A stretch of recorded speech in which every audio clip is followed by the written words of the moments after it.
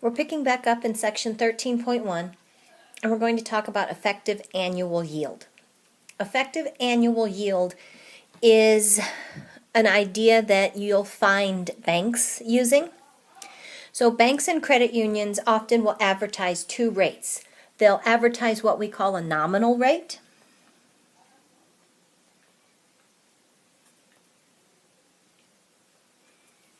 and that nominal rate uses compound interest.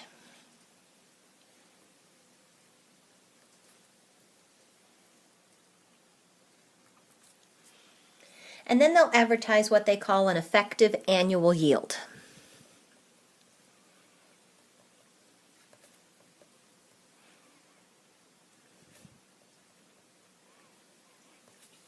And the effective annual yield is an equivalent simple interest rate over 1 year.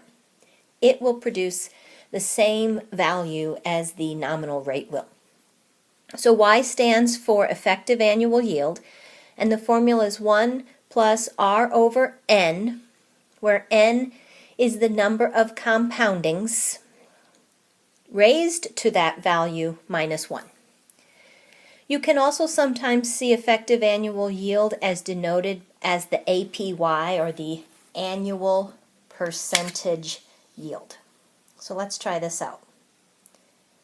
So suppose a savings and loan pays a nominal rate of 5% on savings deposits. Find the effective annual yield if the interest is compounded semi-annually. So that means N is 2.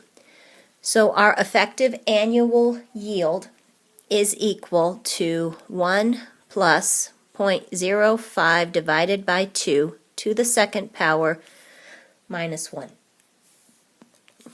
So we'll get out our calculator and we'll do parentheses 1 plus parentheses 0.05 divided by 2, close those parentheses, close the initial parentheses, raised to the second power, and then I want to get back over and subtract 1. So you can see I get a decimal, 0.0506. The effective annual yield is an equivalent rate, which means that we're looking always, when we've been asked to find effective annual yield, a percentage rate. So the equivalent percentage rate that would be used with simple interest is 5.06. Now let's say they change how many compoundings there are, and N is 12. So Y equals 1 plus 0.05 divided by 12 to the 12th power minus 1. So if you put all that in your calculator, you get 0.0512, or 5.12%. Remember, effective annual yield would use a simple interest formula, and the nominal rate would use a compound interest formula. So now it says, use problem 7b, where the interest is compounded monthly. If the principal is 1,000, show that the future amount after 1 year is the same if it is found by using the effective annual yield or the nominal rate. So if we're going to do A using the effective annual yield, and we want future value, we want to find A using simple interest, because the effective annual yield is a simple interest rate.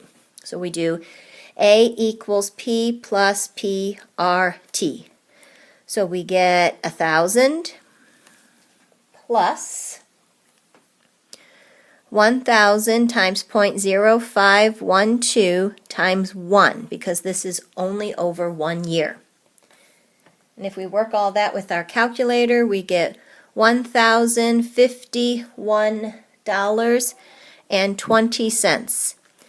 So the future value using the effective annual yield will be this total amount. For part B, it says use the nominal rate. Well, the nominal rate uses compound interest. So A will be found by taking P times 1 plus R over N to the NT. We would use the compound interest formula. So we'll do 1,000 times 1 plus 0.05, because we have to use the nominal rate, over 12